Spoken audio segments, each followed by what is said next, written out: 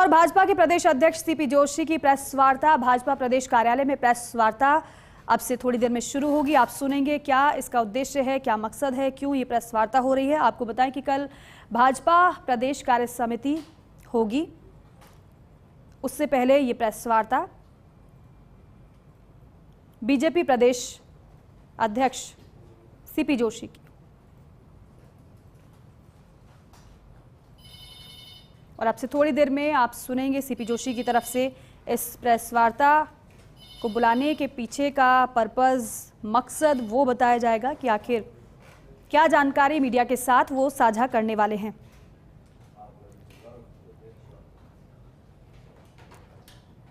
कल भाजपा प्रदेश कार्य समिति की बैठक भी होनी है और ये तस्वीर आप देख रहे हैं प्रेस वार्ता की। अब से थोड़ी देर में प्रेस वार्ता शुरू हो जाएगी।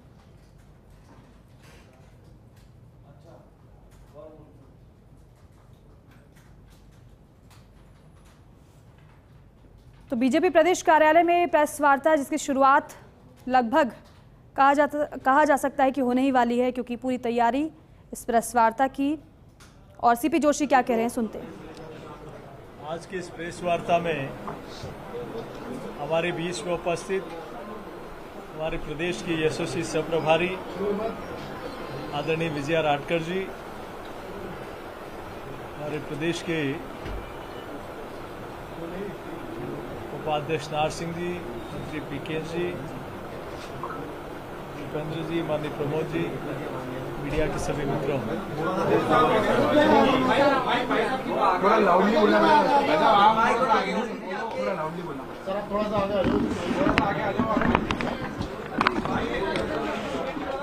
चलिए अपनी पीछे से आवाज बंद होगी, पिन ड्रॉप साइलेंस होगा तो ही हम सक्सेस कर पाएंगे। आज की इस प्रेस वार्ता में विशेष रूप से 13 तारीख को भारतीय जनता पार्टी राजस्थान की एक बृहद कार्य समिति जयपुर में होने वाली है, जिसमें देश में नरेंद्र मोदी जी की लगातार तीसरी बार सरकार बनने के बाद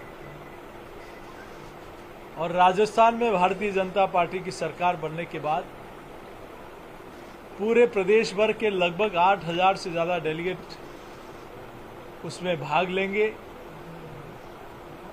गुलाबी नगरी की जीआईसीसी के एक कैंपस में यह बृहद कार्य समिति होने वाली है। भारत सरकार के कैबिनेट मंत्री और मध्य प्रदेश के पूर्व मुख्यमंत्री माननीय शिवराज सिंह जी चौहान और भारतीय जनता पार्टी के राष्ट्रीय महासचिव दुष्यंत गौतम जी दोनों केंद्र की ओर से उस बृहद कार्य समिति में भाग लेंगे। हमारी इस कार्य समिति को लेकर माने हमारी सह प्रभारी जी और हमारी पूरे प्रदेश की टोली लगातार अलग अलग व्यवस्थाओं का जिम्मा सब लोगों को दिया है, क्योंकि इस प्रकार की कार्य समिति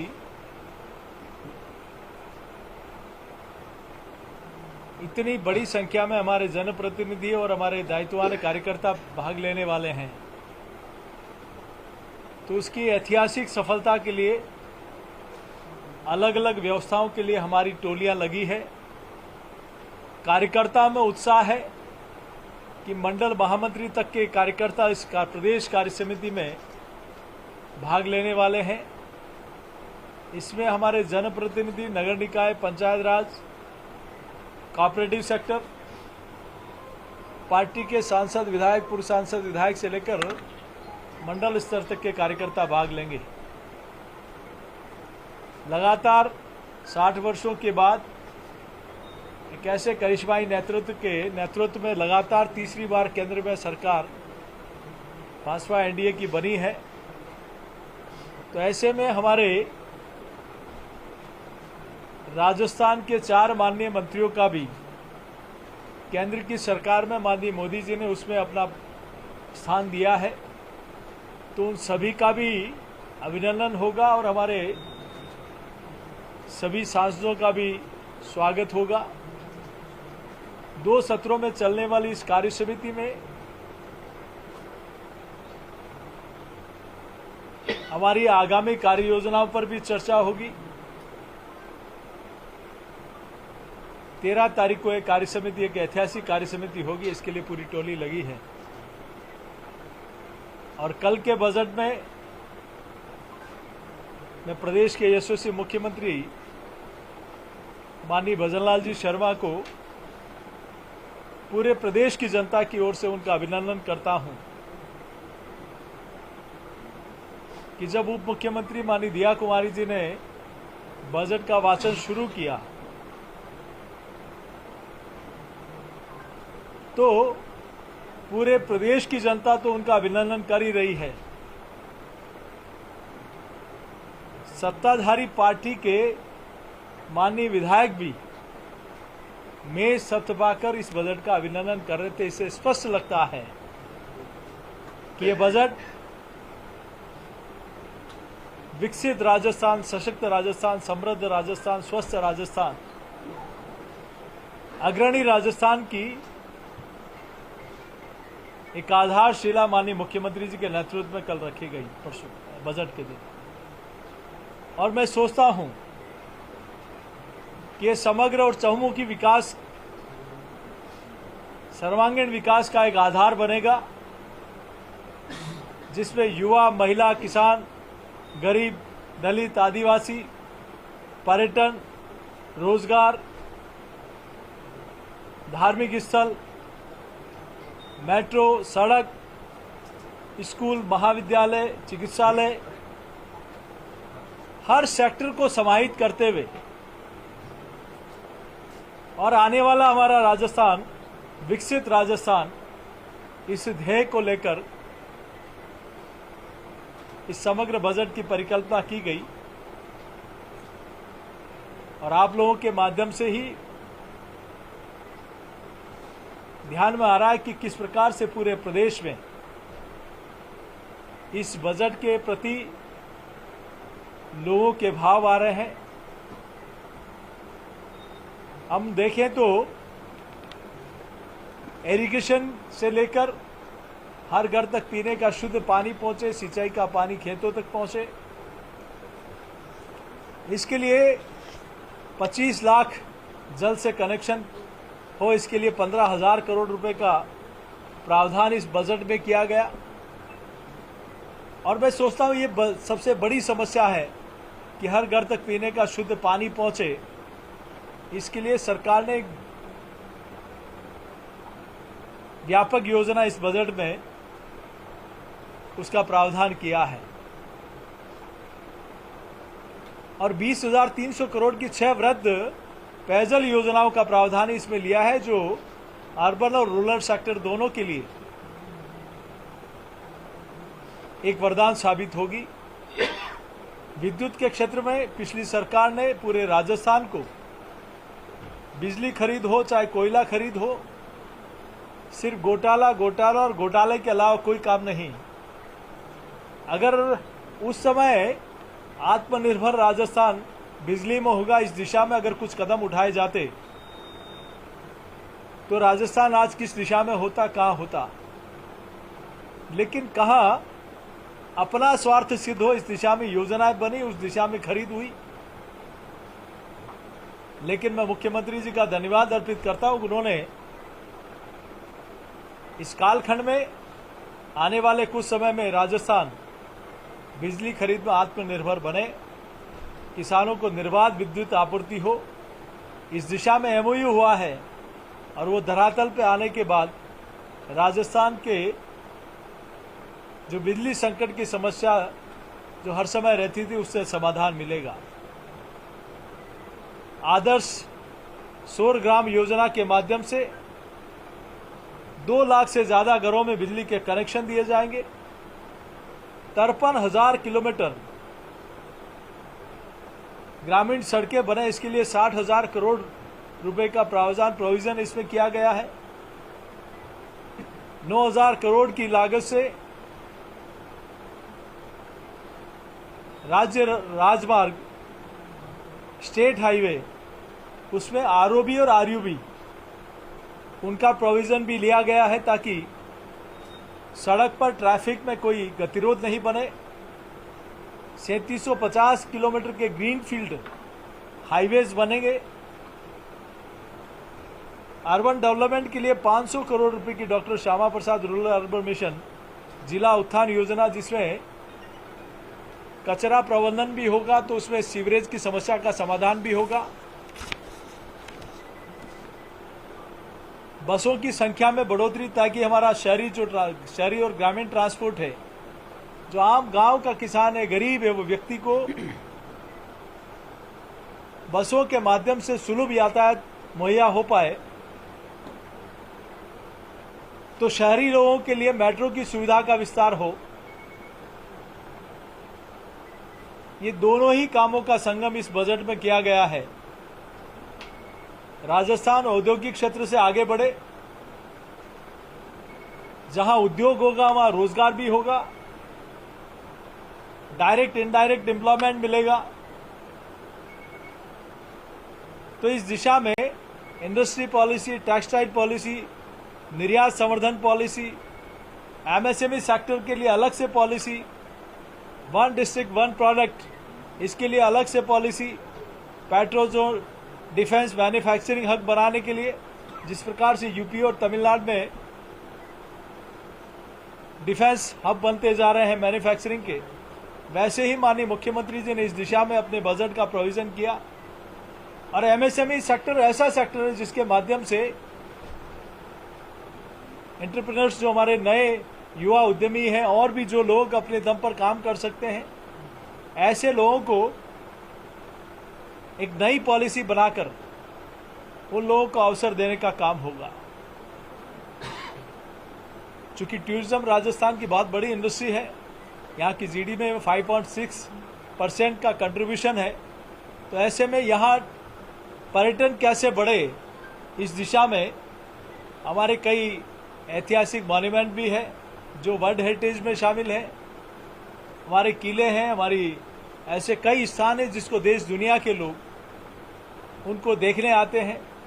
तो और टूरिज्म कैसे बढ़े, कैसे लोगों का फुटफॉल बढ़े, ऐसे मैं इस दिशा में पर्यटन बोर्ड और पर्यटन विस्तार के लिए बहुत बड़ा एक कदम इस बजट में उठाया गया। 1 लाख सरकारी भर्ती इस वर्ष में और आने वाले समय में पूरे कालखंड में 4 लाख सरकारी भर्ती करने का निर्णय मैं सोचता हूं राजस्थान के युवाओं के लिए एक स्वर्णिम अवसर प्रदेश की सरकार ने देने का निर्णय किया है। स्टार्टअप्स को बढ़ाना, इस दिशा में कई प्रोविजन किए गए। लखपति दीदी बनाना, हमारे स्वयं सहायता समूह के माध्यम से हम कल्पना नहीं कर सकते कि किसी एक सामान्य परिवार में एक महिला न सिर्फ अपना रोजगार ले पाएगी बल्कि अपने माध्यम से अनेक महिलाओं को रोजगार देने का माध्यम भी बनेगी। ऐसे में 15 लाख लखपति दीदी बनाना राजस्थान के इतिहास में उन मातृशक्ति को सशक्त करने का इससे बड़ा एग्जाम्पल नहीं हो सकता।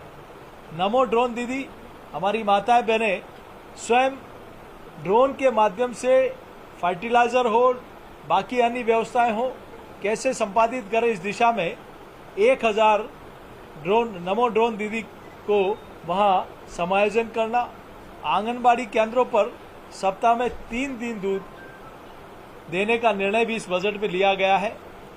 मिनिमम इंटरेस्ट में लोन देना, और मैं सोचता हूं इसके माध्यम से बड़ी संख्या में हमारे लोगों को इसका लाभ मिलेगा। डिवीजन हमारे संभाग मुख्यालय पे बालिका सैनिक स्कूल खोलना, पहली बार आज़ादी के बाद नरेंद्र मोदी जी की सरकार ने सैनिक स्कूलों में हमारी बहनों को एडमिशन का निर्णय किया था, और ये हर संभाग पे इस प्रकार के स्कूल खोलने से बहुत हमारी बहनों के लिए बहुत बड़ा कदम है। कामकाजी महिलाओं के लिए हॉस्टल और पीजी की सुविधा देना, अर्धसैनिक बलों में बालिका शामिल हो, इसके लिए सैनिक स्कूल खोलना, मैं सोचता हूँ बहुत बड़ा इस प्रकार का कदम है। बरसाती पानी के संरक्षण के लिए 30,000 करोड़ रुपए की परियोजना। हम लोग कहते हैं कि बहता हुआ पानी रेंगे और रेंगता पानी को रोकें, इस दिशा में ये जो संरक्षण की योजना है निश्चित रूप से राजस्थान में जो पानी का संकट आता है उसको रोकने के लिए बहुत बड़ा काम करेगा। अन्नदाता के लिए राजस्थान इरिगेशन वाटर मिशन के तहत 50,000 करोड़ के काम होंगे। और एग्रीकल्चर सेक्टर में मैं बताऊं, कल परसों का बजट अपने आप में 1.5 लाख 1,45,000 से ज़्यादा बिजली के कनेक्शन के साथ राजस्थान कृषि विकास योजना शुरू करना हो, किसानों के यंत्रों में खरीद पर सब्सिडी देना हो, ERCP की वर्क ऑर्डर देना हो। पहले तो न तो मध्य प्रदेश से समझौता था, न MOU था, न कुछ था, और राजस्थान की सरकार अपने स्तर पर निर्णय कर रही थी, जनता को गुमराह करने का काम कर रही थी। लेकिन प्रदेश के मुख्यमंत्री जी ने माननीय प्रधानमंत्री जी से मिलकर, मध्य प्रदेश के मुख्यमंत्री जी से मिलकर MOU किया, समझौता किया। अब इस योजना को धरातल पर लाने का काम शुरू हुआ है। यमुना जल समझौते में भी 577 MCM पानी हरियाणा से मिलेगा, जिसकी राजस्थान कभी कल्पना नहीं कर रहा था। कोई भी पॉलिटिकल पार्टी, कोई भी जनप्रतिनिधि ये नहीं सोच रहा था कि क्या ये समझौता भी होगा क्या, लेकिन उसको भी साकार करके दिखाया। हमारे SC ST BPL के किसानों के लिए फार्म फॉर्म बनाने के लिए 1100 करोड़, जैविक कृषि, इसके अलावा अल्पकालीन ब्याज मुफ्त ऋण दिया जाए, 23,000 करोड़ रुपए का प्रोविजन इसमें किया गया है, जिसमें 35 लाख किसानों को इससे लाभ मिलेगा। और दीर्घकालीन ऋण में 100 करोड़ रुपए, 50 करोड़ से बढ़ाकर 100 करोड़ रुपया किया गया। 500 फार्मर्स प्रोड्यूसर ऑर्गेनाइजेशन FPO बनाए जाएंगे। मुख्यमंत्री पशुपालन विकास बोर्ड कोष का गठन होगा। मुख्यमंत्री मंगला पशु बीमा योजना का इसमें प्रोविजन किया गया है। तो मैं सोचता हूँ ये कुछ एक बुलेट पॉइंट मैंने आपके सामने रखे, लेकिन इसके अलावा भी, इसके इतर भी अनेक काम ऐसे हैं जो हमारे मॉन्यूमेंट के संरक्षण से लेकर और अलग अलग सेक्टर में माननीय मुख्यमंत्री जी ने इस बजट में उनका प्रोविजन किया है। और माननीय उप मुख्यमंत्री जी ने अपने बजट भाषण में इसका प्रदेश की जनता को समर्पित किया है। तो मैं पूरे प्रदेश की ओर से राजस्थान के यशस्वी मुख्यमंत्री जी का, उनकी पूरी टीम का और सरकार का अभिनंदन करता हूं, धन्यवाद अर्पित करता हूं। और आप सब लोगों को भी 13 हमारी जो कार्य समिति होने वाली है कल, तो आप सब लोगों का इस बजट में भी आप लोगों के माध्यम से इस बजट की प्रमुख बातें पूरे प्रदेश में आप लोगों ने पहुंचाई, इसके लिए मैं पार्टी की ओर से आपका अभिनंदन करता हूं। और 13 तारीख को होने वाली वृहद कार्य समिति में आप सभी आमंत्रित हैं। मेरी ओर से आप सबको आमंत्रण है। प्रदेश पार्टी की ओर से बहुत बहुत धन्यवाद। अध्यक्ष जी, अशोक गहलोत